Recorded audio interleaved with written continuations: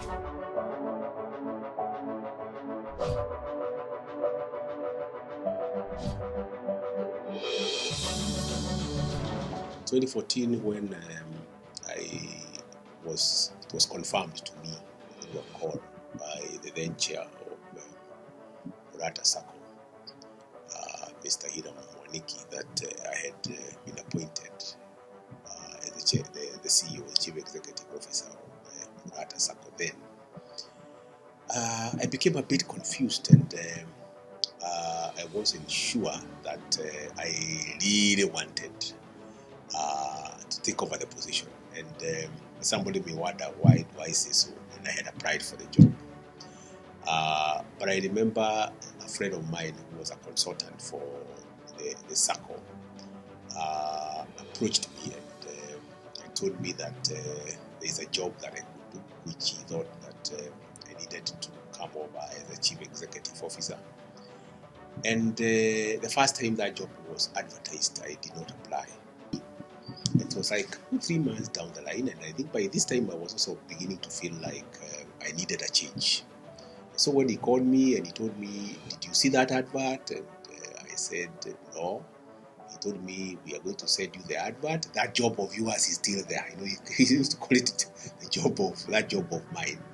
And so I said, "Okay, no problem, let me apply." Just before I reported, I was kind of I started doing a bit of investigations about the organization. And I was really not very sure whether I was really going to make it. But I prayed a lot that God helps me to really take over the job as a chief executive. And he encouraged me that I was the right person to come over and do the job. And that he also wanted to take this organization to the next level. And I told him, "Okay, if that is really what you have planned for me, I'm willing to come over." So I resigned and I came over. But I was still scared. I was looking at the performance of the Sacco then, because the Sacco was making losses. The Sacco was not growing. It kind of stagnated. The staff morale was down. People, the key stakeholders, did not believe in the Sacco. And here you are coming as a kind of a savior, and you are like, am I sure that I am really the one who is coming to actually turn around things in the organization? And when I came in, I decided to take a bit of time, first of all, to get information. So I spent the first 1 month talking to people, talking to staff, talking to board members, going around branches, talking to suppliers, and everybody, so that I could try and understand the organization. But one thing was common. Nobody seems to give me hope. Everybody was kind of draining my emotions more and more and more, and showing me how difficult things were. But when I went round and it was now time for me to meet staff, I just went with only one message. I told them, believe in this organization.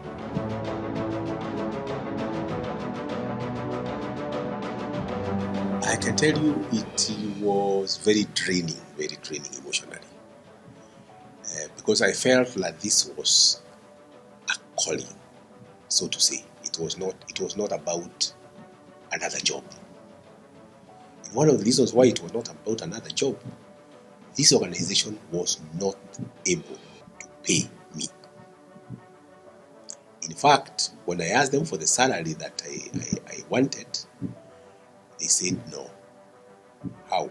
Are you sure that you are adding that kind of money? You know, they had asked me for my payslip, and they copied that payslip figure by figure.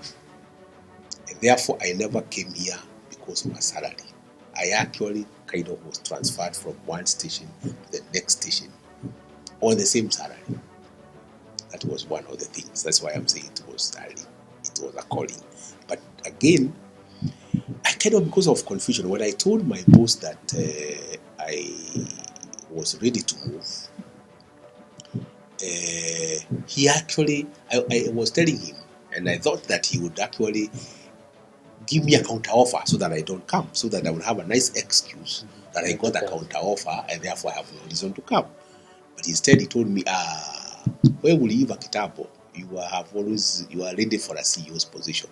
Go for it. And I was like, wow, I thought this guy was going to make it easier for me not to move and to reject the offer. But he was encouraging me. And actually, the following day, after I told him, we had a management meeting.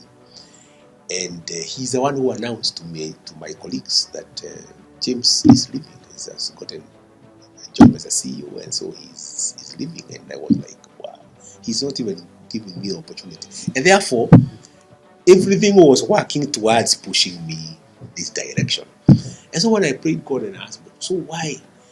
And get me from such a position to this kind of a place. And I heard him saying, 23 years you have been working in the cooperative movement. All these years you have been in a factory. Time has come now for you to do that which I have always wanted you to do. And I was like, wow, hey, that's what it is. That 23 years in a factory. Being prepared for this role. That's what I had. And so I got encouraged. But I can tell you, even when I came here, things were not easy. They were tough.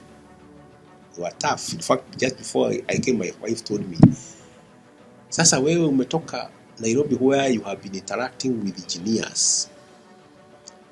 Sasa umeenda kwa wazee wa kahawa.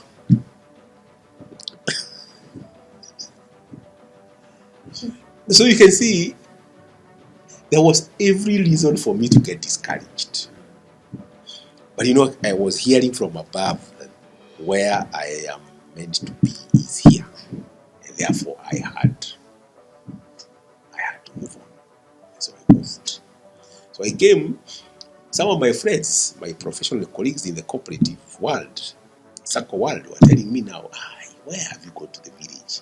And so they could call me for every other CEO's job that was available in Nairobi. And end of December 2014, I actually went for one interview. And I actually came out the best. What I did is that I asked them for money that was impossible so that they don't give me the job. Because deep inside me, I knew my calling was here. So you actually, but I was too much, a lot of, I was still struggling because there were so many people, were being pulled from different directions.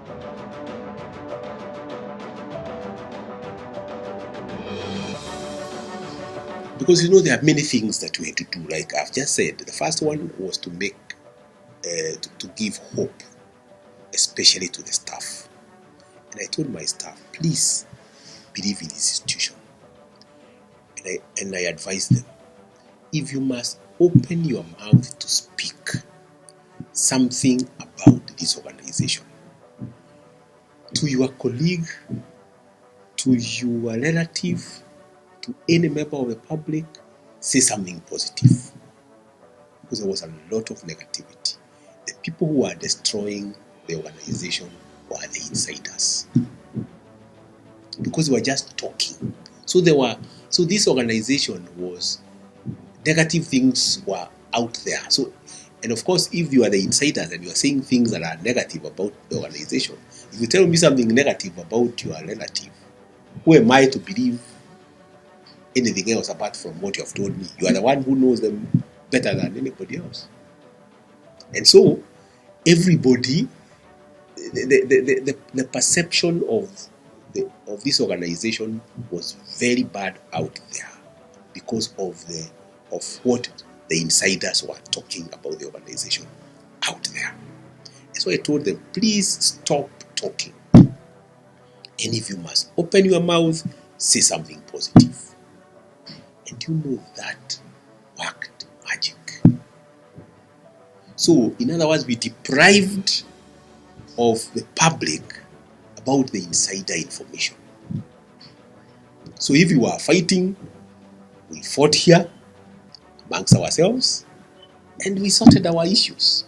If there were things that were not going right, like things don't go right in many places, in our homes, in organizations, in churches, in everywhere.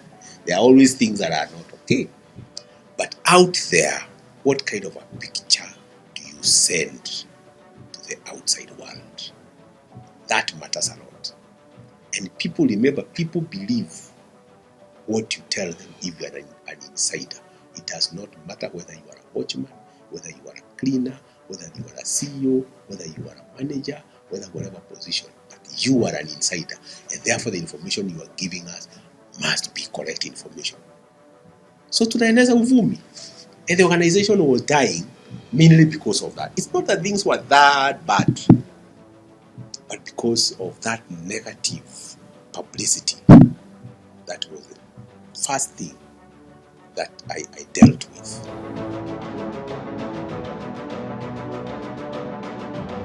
In 2015, I remember I took my boat somewhere and I told them, I think it is time to change this system. As a starting point, it is going to be painful, it's not going to be easy. We have spent money on this one. Let's just bite the bullet and agree it has not worked. We need to move on. So within 3 months, we identified a system. And we actually made a decision. We made a decision January of 2016. We actually changed over from the old system to the new system. It was tough, it was not easy, but it was that challenge was there for a short while, call it 3 to 6 months. And then the system stabilized. Today, that is the best decision that I ever made for this organization. Because then, today, if we are talking about ICT systems, and especially core banking system, the discussion is about how to enhance it. It is usually not about this malfunctioning. So that was a very important decision, because then it allowed us to focus on the most important things. And of course, thereafter, we brought in a lot of add-ons, what we call the channels, the alternative banking channels. And we brought in mobile banking, we brought in checkbook, we brought in ATMs, we brought in agency banking, and so on and so forth. So today, because of that decision that we made, before we brought in that system, we did not have mobile banking. We made money only when the banking hall was open. When the banking hall is not open, you don't make a shilling. And today, 90% of people banking money with Amica, depositing, 90% of the transactions happen through other channels other than over the counter. Today, 65% of withdrawals happen through those other channels other than over the counter. What does that tell you? It means even when you are asleep, you're still making money. So that decision, in terms of turning around an organization that was going south, began to go north, was a very, very crucial decision. And that is what we did 2016 at the beginning. But this time, when we were doing this, we had already started discussions and hired a consultant to help us rebrand.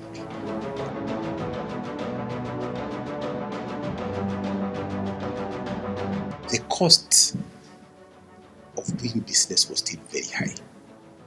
And one of the biggest costs was HR costs, because it was 54% of revenue.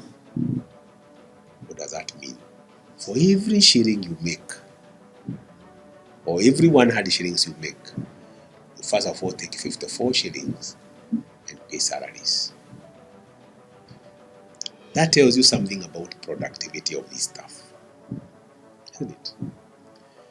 This time you have not paid rent, you have not bought stationery, you have not paid for networking services, service providers, or security services. You have paid for everything else. No wonder we were making losses, because we were starting at 44% or 46% to pay all these other overheads, before you have talked about anything else. So that is what was aiding the organization. The staff productivity, I talked about morale of the staff, and therefore the productivity was very low. Staff are one of the resources that the CEO is given to help him deliver on what is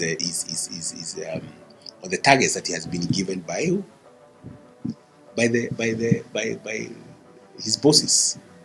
So that was one of the biggest problems. So now I realized in 2017, early 2017, that we were having a serious problem of our costs. And I realized that the biggest cost was in human resources. And so what did I do? I thought that we needed to address ourselves to that problem so that we could reduce that cost significantly. But then, what were we going? Which options did we have in place? You cannot wake up and send people home. You cannot wake up and reduce people's salaries. And so, after a lot of consultations, even with a HR consultant, we agreed that we needed to think about voluntary early retirement. Now, the voluntary early retirement was to be costly, but we had to do something about the organization, about bringing down the salary. So we offered a package, and that package attracted over 70 staff, but we allowed about 65 to leave. And the cost of that restructuring was 140 million shillings. Remember, rebranding had costed us about 170 million. And this is an organization that is already struggling financially. So you can see the kind of hard decisions that we are making at this juncture. But now what happened was that when you release this staff, because majority of them are people who had worked here for like over 25 years, some 30 years, and so on. So these are quite a big, a good number of them were people just waiting for retirement. And so they actually thought that this was a very good deal. And so they took the offer, the package, and they left. So what did we do immediately? I went out for young graduates, university graduates, and I started paying them 18,000 shillings at that time, and on contract. But remember, they are not as experienced as the ones who have left. So that, of course, is a challenge, another challenge that you have brought in, coming, introducing to the business. But that reduced my wage bill from 54% to slightly below 20%, about 19%. You get? So what, again, we embarked on was training and retraining of these staff to develop them. And remember, the advantage is that these are graduates. So graduates are easy to develop.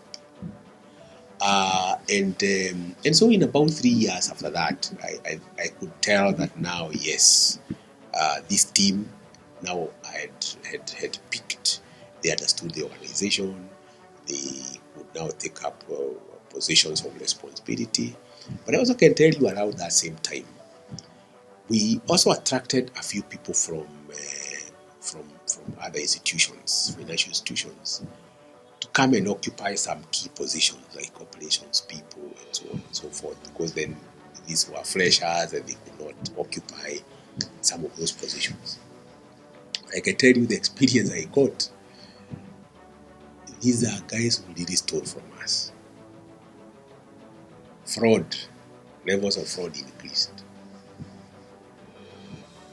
Again, I realized it was a bad strategy and that I had to really develop people from slowly by slowly, rather than getting people from outside. And that is one of the experiences I've got, that when you develop somebody slowly and they take over positions of responsibility, they understand the culture, they understand the organization, they are more attached to the organization emotionally, and so they are much better than when you bring somebody from outside who is just interested in a better package, and sometimes they don't even do the job.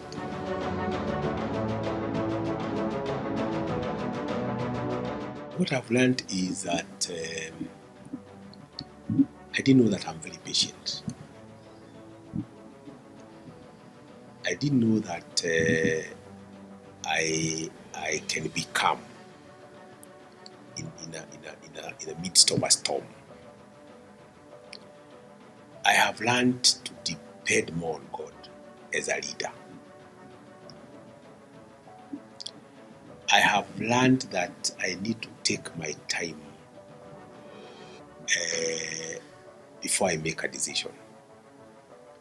I have learned I need to consult more. That I would rather over-consult than lack to consult. When you consult, you have a much bigger view of a matter before you make a decision. And I have learned to really appreciate the people also that you work with, that you also cannot work alone. You also learned to be on your own, because most of the times you'll be on your own. You are suffering, you are struggling from an issue when other people are partying, because them, it is not their problem. It's the problem of the boss, your fellow colleagues, your employees. Then they know, even she their boss. In fact, then they don't even lack sleep. The board members know even she their CEO. So you are there alone. When things go wrong, everybody is pointing fingers at you. So you really learn to reflect, learn to ask yourself questions, learn to consult, learn to really take time to make decisions. Because you see, every decision you make affects very many people. You might think that you are just signed a circular, but that circular has serious implications on a lot of things, on people's lives, the organization itself. And so that is why it's always important that to realize that it's not just another position that you are occupying.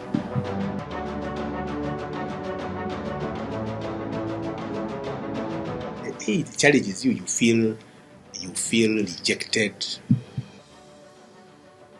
you feel hated, you feel scared because there are people who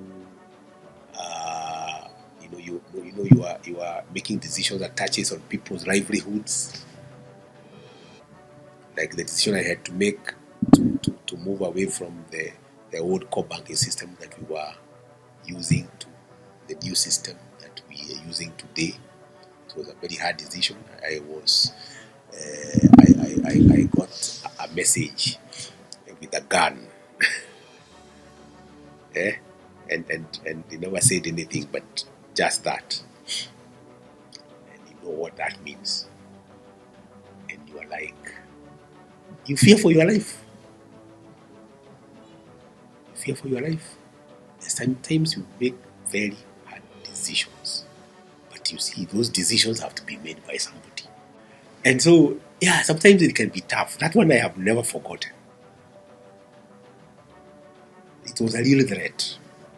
So some decisions you would make, and you know, at that point, and I realized, especially when I came to realize that you mean well, but because people have their own interests, they want to take it personally. And you know, we are in a community where you are looked upon by so many people.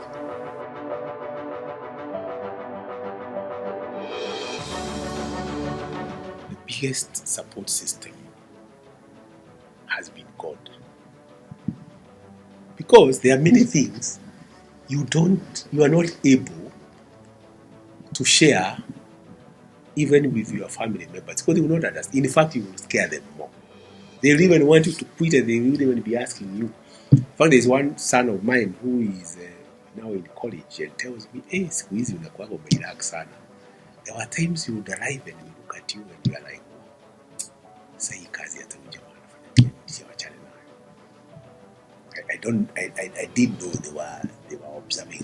They now tell me I didn't know that they were noticing. I didn't think because that like him, he was much younger. I think he was either in primary school or secondary school, but tells me he could notice that all was not well. It was very chaotic those days, but I think nowadays we are using what has helped us to structure the organization, and there is order. Because that word, there is order in the way everything is done.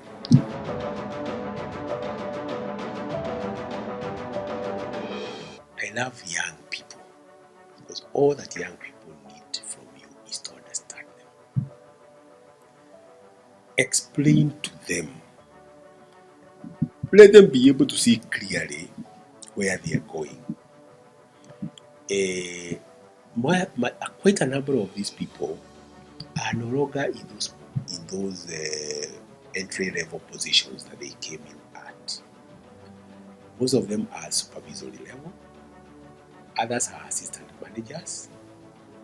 In fact, I think just this week, one of them has now been promoted to head a department. And when he came here, he told me he remembers what I told them as a team when they came in 2015. I think there's a team that we employed together as we were opening our Nairobi branch, and he was in that team. And he tells me that I told them that yes, you have come in. The rest is really yours. As we have done our job, the rest is really yours. Develop yourself. You can become anything that you want to become in this organization. It all depends on you. You will grow if you want to grow. You will stagnate if you really want to stagnate. You will remain there. I didn't know that I told them that, but he was remembering, and he was in appreciation of that he had been promoted. He had gone through. He had really grown from one level to the next. He really was very, very appreciative.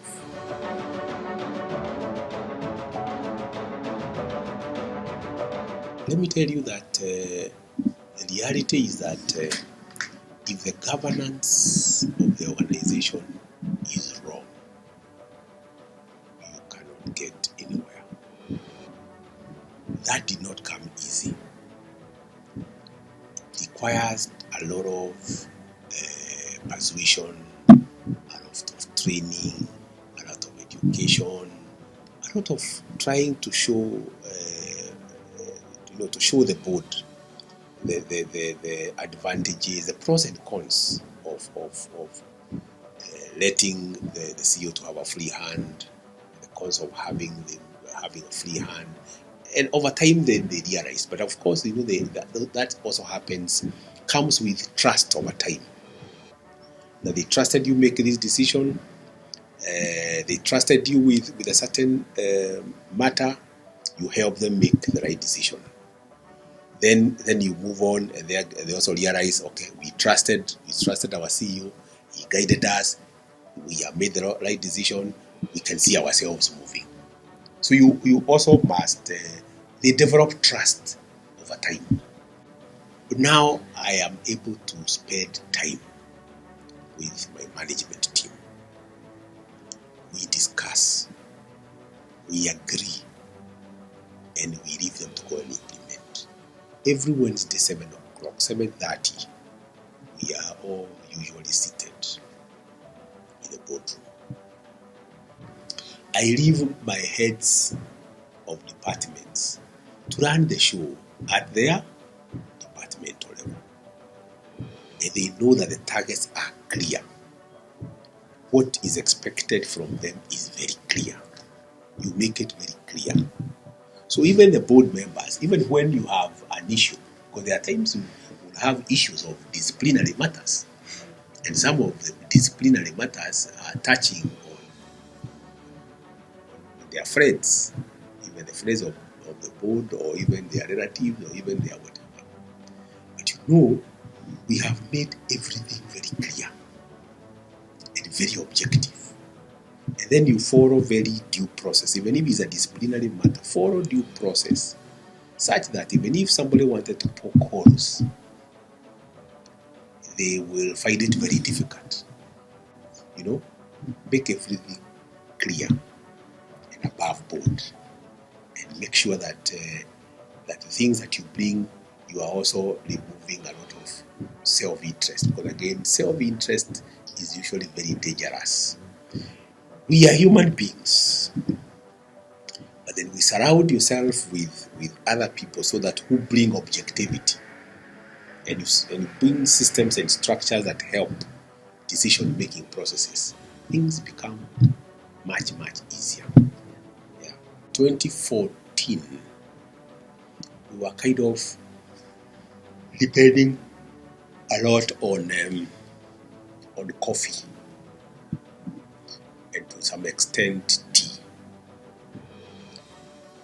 But today, we serve a lot of SMEs, small and medium entrepreneurs.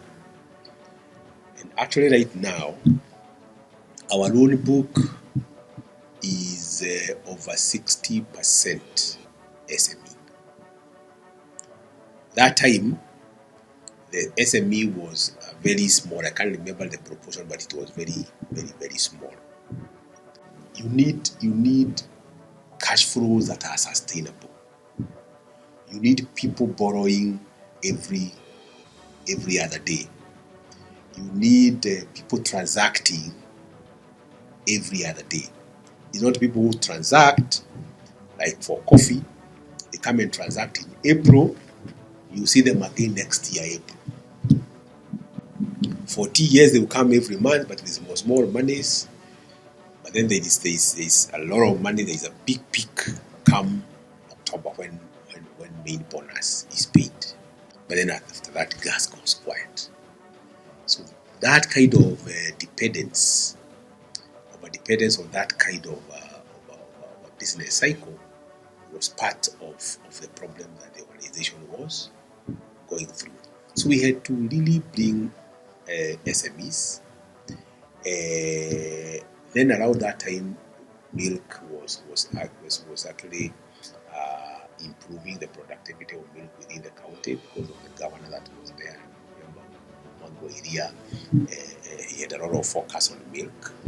And so we worked also closely with the county government then to actually offer financial services to the dairy cooperatives and also the dairy farmers. So that was one of the diversification that really helped us quite a bit. and as I said, SMEs, and so now that kind of diversification. We also diversified on our products offering. We stopped just looking at when we brought in now, started having the focus on SMEs. We asked ourselves, what do SMEs want? They want money for working capital. They want money for asset finance. They want money, sometimes overdraft facilities. They want also things like checkbooks, so that when you have an overdraft, you need a checkbook. And so we started looking for solutions around the SME market. And so they started coming, especially when you give them short-term loans to take care of buying stock. People like around COVID time, we came up with a fast-moving loan called the fruit finance. Because remember, there was a refocus on people using virtual money rather than cash, and that was even what the central bank governor was advising: stop using cash, start using M-Pesa and so on. But you see now, everybody was going to M-Pesa, and M-Pesa shops were saying, "Hakuna fruit." So he told them, "Come, I buy you fruit," and we made a lot of money around that. All that, and I can tell you, 2020, by the way, was one of our best years ever. 2020, we made good money. It was a very good year for us. And so we have been diversifying. And other than the different types of customers, the issue of alternate banking channels, that has revolutionized the way we do business. That has created acceptability of our services, because today we are where everybody else is. Whatever other financial institutions are able to offer, we are also able to offer. We are able to compete on the same level playing ground. We don't feel like we are disadvantaged. No. We go to a place and we go our shoulders high and we compete. And sometimes, because we are on the ground, we actually find ourselves doing much better and trouncing them. Because evidence is coming from the fact that we spent a bit of time the last quarter of 2023 as a management to ask ourselves, where have we gone wrong in 2023? Where are we having shortfalls? And we realized our major shortfall was coming from interest income.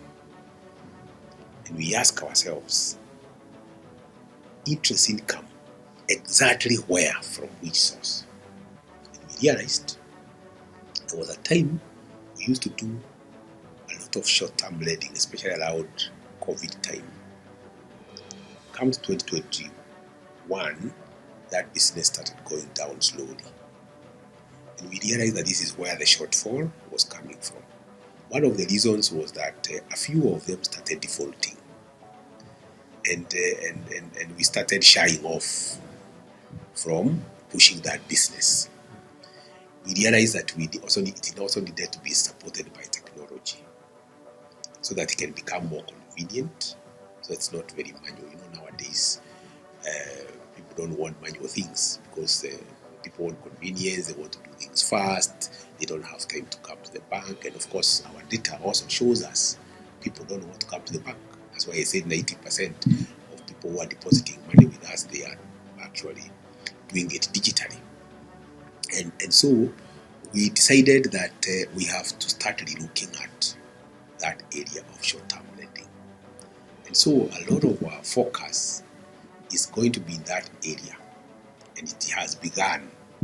And right now we have just fixed the area of technology that we needed to fix.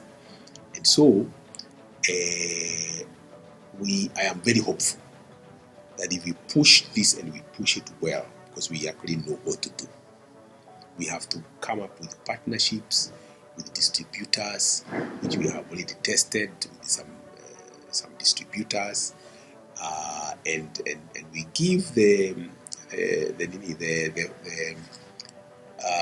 outlets, the retailers, money to buy stock and whatever. So the distributor benefits, the retailer benefits, and we benefit, and everybody is happy. Over the last 10 years, I have only opened 2 additional branches, one in Keno and one in Nairobi. So now plans are underway to open one in a place called Gatura. But you may wonder why I have really not been very keen in opening a lot of branches. One is the issue of priorities. Because the organization where it was, expansion was not a priority. What was a priority is to strengthen the institutional framework, all the things I've been talking about. And once you have strengthened the institutional framework, have all the structures right. And so, why should I be spending 20 to 30 million shillings opening a physical branch that people would not come to? Do you know 20 to 30 million how much I can do on technology? A lot. There's a lot you can do on technology with 20, 30 million shillings. And I can tell you that has really done wonders to this organization. But then we also have realized that people, to some extent, still need some physical interaction. We have realized that. So what are we doing? We are realizing that we have very many places, even within Muranga, before you even go out of Muranga, where people may want our presence, physical presence. So what are we doing? We have come up with a model called service center, similar to what you may, if you may, Huduma Center. So you go to a place where you feel there is potential, establish a service center. The only thing that you service you don't find in that service center is cash service. You cannot deposit cash, you cannot withdraw cash. Then you ask me, but this is a bank, and the commodity traded in a bank is cash. But then the next question is, those people who are trading this cash with us, what channel are they using? Only 10% of them are coming over the counter. So do I really need to invest in all that infrastructure for only 10% of my target market to come there? The answer is no. So what are we doing? You come, open an account, do everything else that you want, activate your account, get all those other stuff, apply for a loan, everything, all those other things that you want to do, get advisory services. But if you want to deposit cash, there is an agent next door. He will take your cash. If you have money in your M-Pesa, just push it through PayBill to your account.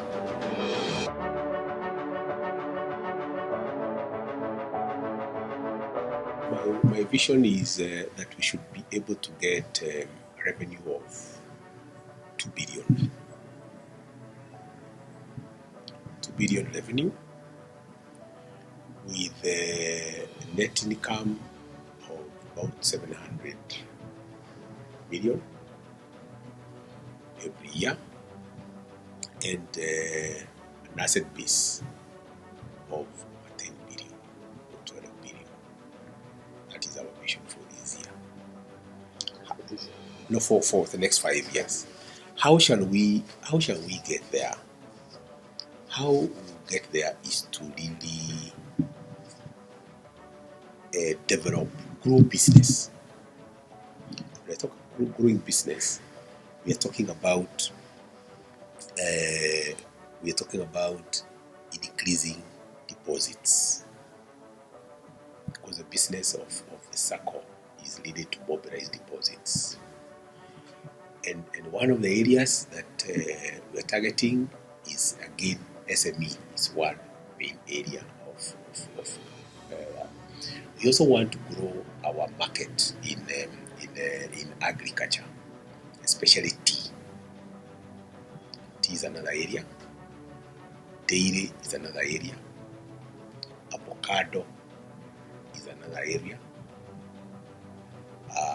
And those are some of the areas that we really want to focus on in agriculture. The other area, we have also realized that we have not been doing well, and we have started getting into it, is the area we call consumer market. Consumer, we are looking at employed people. This is an area we have not done very well. But since last year, we came up with a product called personal development loan, and we are giving this loan in 8 years. And this loan has been at 12%, but we have increased it a little bit to 13% marginally. And we have seen ourselves attracting people from major banks, something we had not been able to do before. We have attracted people from some of the Saccos that we never thought people can move from to come to Amica. We actually thought that employees would not accept us, but we are surprised, because right now our loan book is, I think, over 300 million. And for SME, for employed people, that consumer loan, that's what we call the personal development loan, over 300 million. And we would want to push that to 1 billion plus. And why the interest in that area? These are people whose default rate is very low. The lowest default rate is NPL, is usually with employed people, followed by farmers, agriculture sector, and the worst is usually SMEs. And so now, for us to be able to balance our loan book, we felt that we needed also to bring in the salaried people. And I can tell you, we are very happy with what we are seeing, the kind of response that we have seen so far. And they really want to. Actually, we have always had the code for TSC, but very little, if anything, was coming through that channel. Today we have several employers, like 20, who are sending checks to us, or sending money through RTGS to us every month. And I think it's a good area to focus on, because then they may not give us a very huge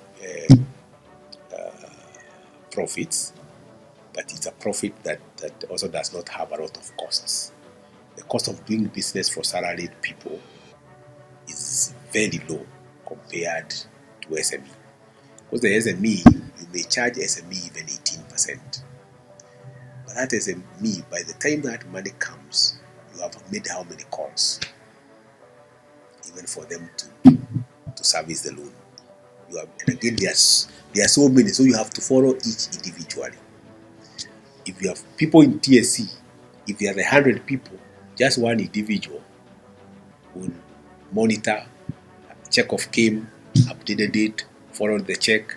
That one individual can actually follow 10 companies into merger. 10 companies who have 300 members. But 300 members, for SME, you might need 3 employees, each dealing with 100.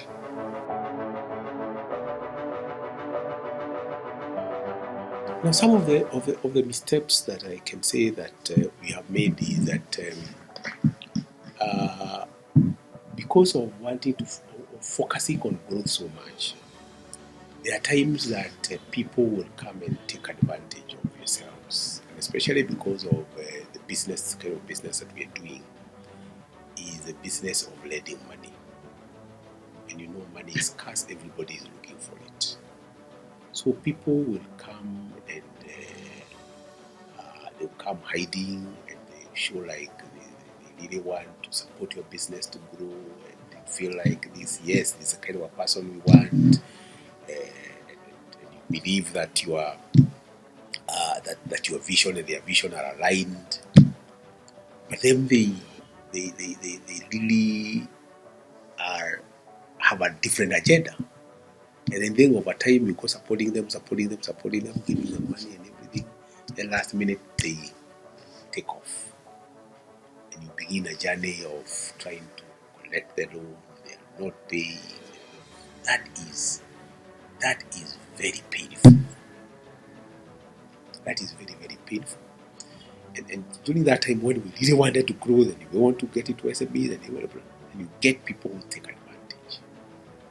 So at that, I think for me, when I look back, at least I think that was one of the biggest missteps. You didn't call it a mistake, but a misstep.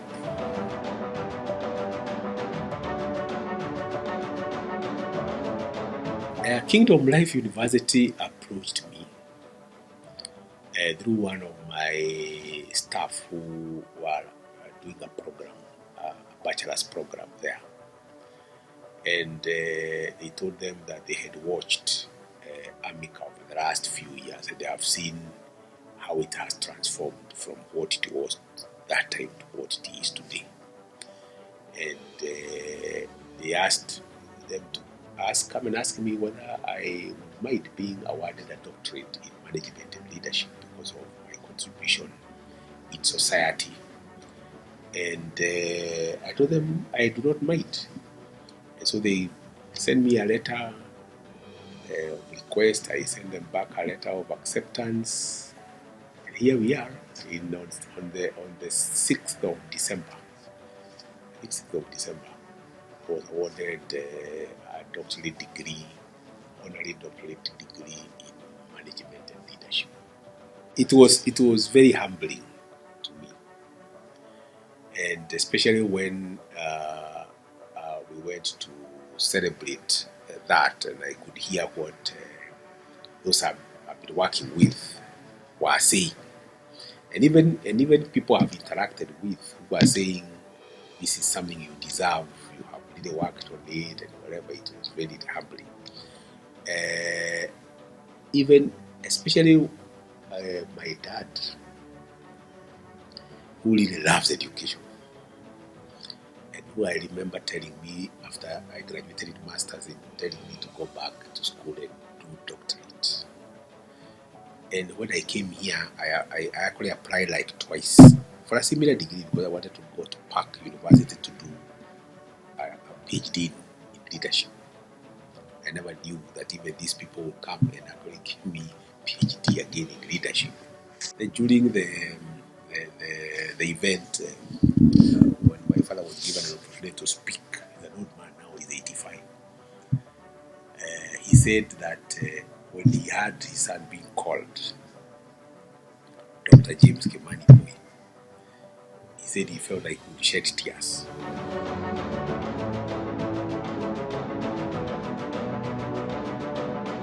Those days when I started working manually, updating members' personal accounts manually.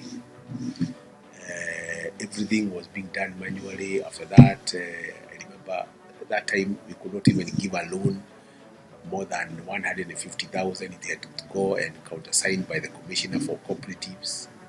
That check. The money is from your Sacco, but the Commissioner has to read it because 150, about 150,000 was a lot of money.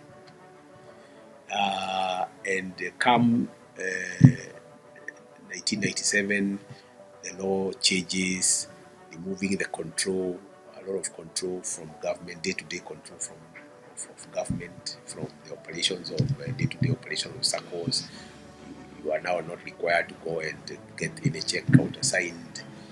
The representatives from the commissioner for cooperatives did not have to come to every of your meetings, and generally you could committees were allowed to make decisions on their own. But then that again brought a lot of challenges to the cooperative movement, because now, like especially the coffee sector, that's when it began to collapse, because then they felt they could do things on their own. Everybody wanted to be a leader. The very big giant coffee farmers cooperative societies for coffee, they started splitting. They sort of became small and viable entities. So how all those were challenges that came with the liberalization, because that 1997 law came to liberalize the cooperative sector. But there were also good things that came with it, because they also gave rise to what we call the front offices, the front office service that you see now with the Saccos today. That is why today Amica is called a deposit-taking Sacco, because it offers banking services. There before, Saccos were mainly back office things. We're just giving loans. You save through check-off, come and take a loan and pay. Nothing else was going on. So there has been a lot of growth, especially since the forces came in. Then the Sacco Act of 2008, which now came to regulate these deposit-taking Saccos. And so Amica especially has really benefited from that Act of 2008. Because why? If it were not there, I think Amica would have died a natural death. Because it was at that time that when the regulator came to do inspection for Amica, then they discovered a lot of things that were not being done properly. And as they tried getting the Sacco to be on its footing, they recommended a number of things that needed to be done. And one of their recommendations was that Amica needed to employ an independent, external, professional CEO. And that is how I ended coming here. And so all these changes are changes that have really helped the sector to grow. If that Sacco Act did not come in 2008, I think this sector would have been very, very chaotic. Again, it brought prudential guidelines. So the way we do business is highly standardized. At what Sacco A does and what Sacco B does, and how they do their reports, how the final books of accounts are very highly standardized. How they report in terms of ratios and everything, highly standardized. So they are also able now to measure the growth and the challenges that the sector is actually going through. Even right now, there is an organization that has been registered called the Sacco Central. Sacco Central, which is a body, is a cooperative, which is bringing all deposit-taking Saccos together. Yeah, so that they can share certain services, especially IT services, rather than every other Sacco buying a core banking system. They actually can plug in and use based on their needs. The Sacco Central is also going to bring together the funds, extra funds that what they call Central Liquidity Fund, so that any Sacco that may want to borrow overnight can actually borrow from there. Sacco Central is also going to enable Saccos to participate in the clear national payment system, lobby with the central bank to give them a code that goes to clearing house. Then they can give that to or their member Saccos, so that if you want to move money from Sacco A to Sacco B, if you want to move money to Standard Chartered to a Sacco account or Sacco account to KCB, it becomes seamless, just like it is happening in so once that happens, Saccos will have reached where everybody else is.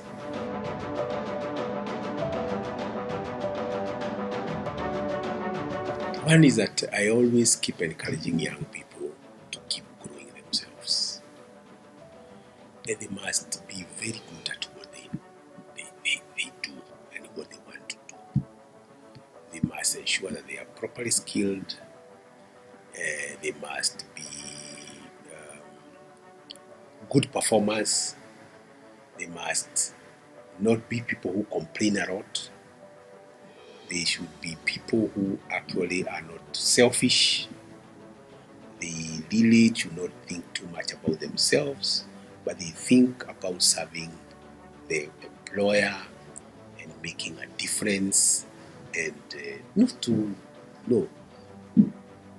it's going to be a matter of time. Somebody somewhere will notice, and they will just find themselves growing. But if there are kind of people who are always complaining, oh, the salary is not enough, or other people are being favored, they're being given positions, and as we're just here, that kind of an attitude will not go in.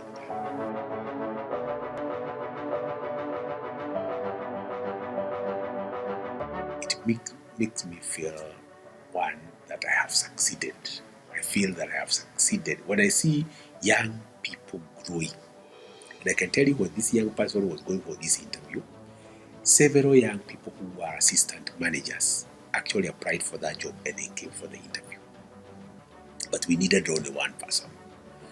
But I'll tell you that seated there, chairing that meeting and listening to them, I left that meeting with a lot of hope for the future of this organization.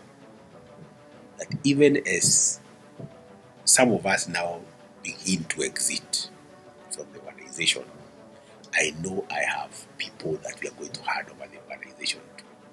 That even those others, I know it's a matter of time, but they are going to be occupying other functions, because I can see who they are and I can see what they are capable of. But that has taken time to develop these people, to assure them, to encourage them. And I remember when I was very new, I also told my team one time, a number of times I told them, that I will know that I am succeeding when I start seeing competition poaching stuff from me. And lately, my competitors have been poaching a lot from here. That tells that there is something I am doing that other people are noticing. And therefore, that also stretches me, because I have to become a very good HR person. I have to become a very good marketing person, a very good finance person, a very good almost everything, which is not easy. But most importantly, a good leader, because I may not be technical. The issue is not the technical things, not very technical, but at least you have to have a broad sense of what do you want with your HR people. Then you guide your HR manager to deliver that. What do you want with the growth of business? Then you work with your business development person to actually deliver that. What do you want with marketing? You must really have an idea as to what you want. But all these ideas, because you are not a superhuman being, then you also consult a lot with your colleagues in the market. You talk with consultants, people who have a lot of experiences, and that helps you to become a much better person, understand where other organizations are going. Yeah. I think one thing as a leader, I want to believe I'm a relatively good leader. A good leader in terms of being able to understand, to be clear with the vision. Because if you are not visionary, then you will not direct people to somewhere. Because people buy the vision, and you again being able to communicate the vision. Okay, clear about the vision, communicate the vision, then rally your troops and keep encouraging them that this is where we are going, that we shall get there some way. Even when they get discouraged, tell them, don't get discouraged, let's keep moving. Let's keep moving. Let's keep moving. Challenge them. Show them you can make it. Show them that you can make it. And that is very important, because leadership is about influence.